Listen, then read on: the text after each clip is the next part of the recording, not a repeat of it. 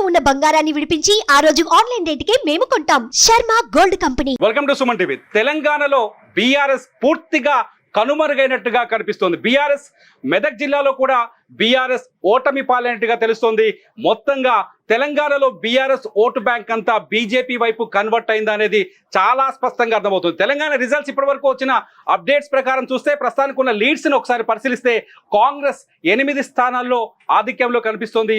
BJP 8 స్థానాల్లో ఆధిక్యం కనిపిస్తోంది. ఎంఐఎం మొదటి నుంచి ఏదైతే ఎంఐఎం సీట్ ఉందో హైదరాబాద్ పార్లమెంటు నియోజకవర్గంలో అసదుద్దీన్ ఓవైసీ లీడ్లో కనిపిస్తున్నారు. మొత్తంగా ఓల్డ్ సిటీలోకి మాత్రం ఈ రాజకీయ పార్టీలు ఎంటర్ కాలేకపోతున్నాయి. ఓల్డ్ సిటీలో ఎంఐఎం హవా ఇంకా కొనసాగుతున్నది. ఈసారి ఓల్డ్ సిటీలో బీజేపీ చాలా ప్రతిష్టాత్మకంగా తీసుకుంది. అక్కడ మాధవీలతను నిల్చోబెట్టింది, గట్టి పోటీ ఇవ్వాలని ప్లాన్ చేసింది. కానీ ఓల్డ్ సిటీలోకి బీజేపీ ఇంకా అడుగు పెట్టలేకపోయింది. మొత్తానికి ఒక్కసారి బీఆర్ఎస్ పరిస్థితి చూస్తే కేసీఆర్ ఏదైతే ఆ తెలంగాణకి తొలి ముఖ్యమంత్రిగా ప్రమాణ స్వీకారం చేశారు, 9 సంవత్సరాల పాటు తెలంగాణని పరిపాలించారు.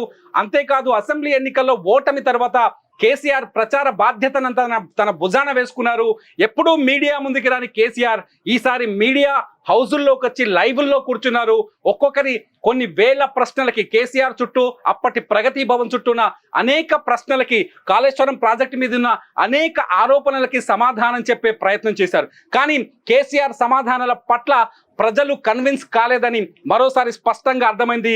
తెలంగాణ ప్రజలు కేసీఆర్ని మరోసారి బలహీనపరిచినట్టుగా చాలా స్పష్టంగా ఆమోదించలేదని స్పష్టంగా అర్థమవుతుంది. ఈసారి బీఆర్ఎస్ ఓటు బ్యాంక్ మరి ఏమైంది? ఇంతకాలం బీఆర్ఎస్ సెన్సేషనల్ 2 సార్లు ఊహించని మెజార్టీతో అధికారంలోకి బీఆర్ఎస్ కాంగ్రెస్ ముందు ఓడిపోయిందా, లేకపోతే బీఆర్ఎస్ ఓటు బ్యాంకు కాంగ్రెస్ వైపు మళ్ళిందంటే చాలా స్పష్టంగా అర్థమవుతుంది. బీఆర్ఎస్ ఓటు బ్యాంక్ అంతా ఈసారి బీజేపీ వైపు మళ్ళినట్టుగా తెలుస్తుంది. గతంతో పోలిస్తే అసెంబ్లీ ఎన్నికల్లోనూ బీజేపీ ఈసారి తెలంగాణలో మెరుగ్గా కనిపించింది.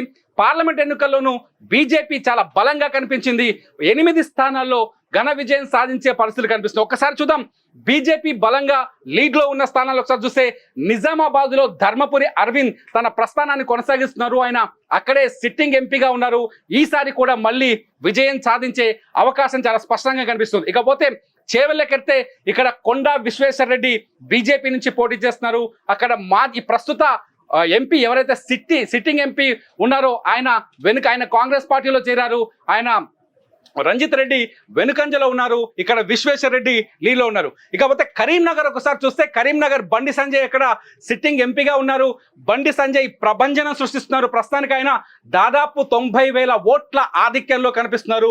బండి సంజయ్ ఈసారి మరోసారి భారీ మెజార్టీని సాధించే అవకాశం చాలా స్పష్టంగా కనిపిస్తోంది. ఇకపోతే మహబూబ్ నగర్కి వస్తే మహబూబ్ నగర్లో డీకే అరుణ లీడ్లో ఉన్నారు. మహబూబ్ నగర్లో కాంగ్రెస్ వస్తుంది, వంశీచంద్ర రెడ్డి వస్తుందని మొదటి నుంచి ప్రిడిక్షన్స్ వచ్చాయి. కానీ చాలా స్పష్టంగా కనిపిస్తోంది ఇక్కడ బీజేపీ జాతీయ మహిళా ఉపాధ్యక్షురాలుగా ఉన్న డీకే అరుణ మహబూబ్ నగర్లో చాలా బలంగా కనిపిస్తున్నారు. ఇకపోతే సికింద్రాబాద్కి వస్తే కేంద్ర మంత్రి, ప్రస్తుత పర్యాటక శాఖ మంత్రిగా ఉన్నారు కిషన్ రెడ్డి ఈసారి సికింద్రాబాద్ని మళ్ళీ గెలుచుకుంటారు. కిషన్ రెడ్డి లీడ్లో కనిపిస్తున్నారు. ఇక్కడ బీఆర్ఎస్ ఎవరైతే బీఆర్ఎస్ నుంచి పద్మారావు గౌడ్ ఉన్నారో పద్మారావు గౌడ్, అలాగే దానం నాగేందర్, ప్రస్తుతం ఎమ్మెల్యేగా ఉన్న జూబ్లీ హిల్స్ ఎమ్మెల్యేగా ఉన్న దానం నాగేందర్ ఇద్దరు వెనుకంజలో ఉన్నారు. కిషన్ రెడ్డి చాలా స్పష్టంగా లీడింగ్ లో కనిపిస్తున్నారు. ఆదిలాబాద్కి వస్తే గోదాం నగేష్ బీజేపీ అభ్యర్థి, మొదటి నుంచి ఈయన పైన అంచనాలు ఉన్నాయి. నగేష్ బీజేపీ ఆదిలాబాద్ లో గెలుస్తారని నగేష్ కూడా చాలా స్పష్టమైన ఆధిక్యాన్ని కొనసాగిస్తున్నారు.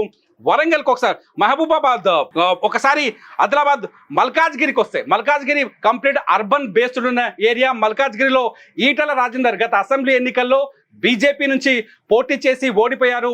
ఈసారి పార్లమెంట్ ఎన్నికల్లో మల్కాజ్గిరి నుంచి ఆయన పోటీ చేశారు. మల్కాజ్గిరిలో ఈటల రాజేందర్ ఈసారి భారీ మెజార్టీని నమోదు చేసే అవకాశం చాలా స్పష్టంగా కనిపిస్తుంది. ఇకపోతే మెదక్ కేసీఆర్ అడ్డా, అట్లాగే హరీష్ రావు అడ్డా, టీఆర్ఎస్ పార్టీకి ఆయువు పట్టు లాంటి పరిస్థితి ఏరియా. మెదక్ పార్లమెంట్లో కూడా బీఆర్ఎస్ బలహీన పడిపోయింది. మెదక్లో రఘునందన్, బీజేపీ అభ్యర్థి రఘునందన్ ప్రస్తుతానికి లీడ్లో కనిపిస్తున్నారు. ఇక కాంగ్రెస్ మరో 8 చోట్ల కనిపిస్తుంది. కాంగ్రెస్ లీడింగ్ స్థానాలు చూస్తే జహీరాబాద్లో సురేష్ షట్కర్ లీడింగ్లో కనిపిస్తున్నారు. మహబూబాబాద్లో మాజీ మంత్రి బలరాం నాయక్ చాలా బలంగా కనిపిస్తున్నారు. బలరాం నాయక్ కూడా భారీ మెజార్టీని నమోదు చేసే అవకాశం కనిపిస్తుంది. వరంగల్లో Kadiyam Srihari already BRS ticket ఇచ్చిన తర్వాత బీఆర్ఎస్ టికెట్ ఇచ్చిన తర్వాత కడియం శ్రీహరి తన నిర్ణయాన్ని మార్చుకున్నారు. తను రాత్రికి రాత్రే బీఆర్ఎస్ నుంచి కాంగ్రెస్ పార్టీలో చేరారు. కడియం కావ్యకు టికెట్ వచ్చినప్పటికీ, బీఆర్ఎస్ టికెట్ వచ్చినప్పటికీ దాన్ని వదిలేసి కాంగ్రెస్ టికెట్ మీద కడియం కావ్య బరిలోకి దిగారు. కడియం కావ్య కూడా భారీ మెజార్టీని నమోదు చేసే అవకాశం కనిపిస్తుంది. ఇకపోతే ఖమ్మంలో రఘురామరెడ్డి అయిన వెంకటేష్ కు వియంకుడు, అట్లాగే ఆ ఖమ్మం జిల్లా మంత్రికి అతి దగ్గర బంధువు ఖమ్మంలో రఘురామరెడ్డి కూడా మంచి మెజార్టీతో గెలిచే అవకాశం కనిపిస్తుంది.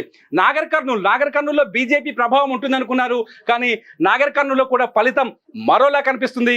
ఇక్కడ మల్లు రవి కాంగ్రెస్ పార్టీ నుంచి లీడింగ్ లో కనిపిస్తున్నారు. ఇకపోతే పెద్దపల్లి జి గడ్డం వంశీకృష్ణ, వీళ్ళ కుటుంబం మొదటి నుంచి కాకా కుటుంబం, కాకా రాజకీయ వారసుడుగా ఈసారి పెద్దపల్లి నుంచి ఎన్నికల బరిలోకి దిగారు. గడ్డం వంశీకృష్ణ ఇక్కడ లీడ్ లో కనిపిస్తున్నారు. ఇక నల్గొండకు వస్తే, నల్గొండలో జానారెడ్డి కుమారుడు రఘువీర్ రెడ్డి ఈసారి కాంగ్రెస్ తరఫున ఎన్నికల్లో పోటీ చేశారు. రఘువీర్ రెడ్డి కూడా భారీ మెజార్టీని నమోదు చేసే అవకాశం సూచనలు కనిపిస్తున్నాయి. రఘువీర్ రెడ్డి కూడా ఇక్కడ ముందంజలో కనిపిస్తున్నారు. భువనగిరికి వస్తే ఈయన కొత్త అభ్యర్థి సిహెచ్ చామల కిరణ్ కుమార్ రెడ్డి ఇక్కడ బీజేపీ కూడా విజయ అవకాశాలు ఎక్కువగా ఉన్నాయని మొదటి నుంచి సర్వేలు చెప్పాయి. కానీ భువనగిరిలో బీజేపీ 2వ స్థానంలో ఉన్నట్టుగా కనిపిస్తోంది. చామల కిరణ్ కుమార్ రెడ్డి ముందంజలో ఉన్నారు.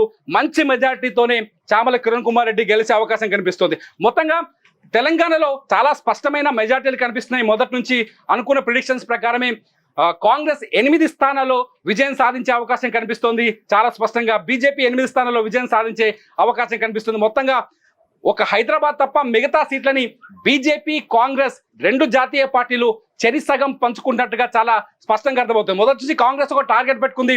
తెలంగాణలో 17 సీట్లలో కనీసం 12 నుంచి 14 సీట్లు గెలుచుకోవాలని కాంగ్రెస్ ప్రయత్నాలు చేసింది. కానీ ఆ స్పష్టత కాంగ్రెస్ అనుకున్నంత స్థాయిలో ప్రజల్లోకి వెళ్ళలేదా, లేకపోతే రీచ్ అవ్వలేదా?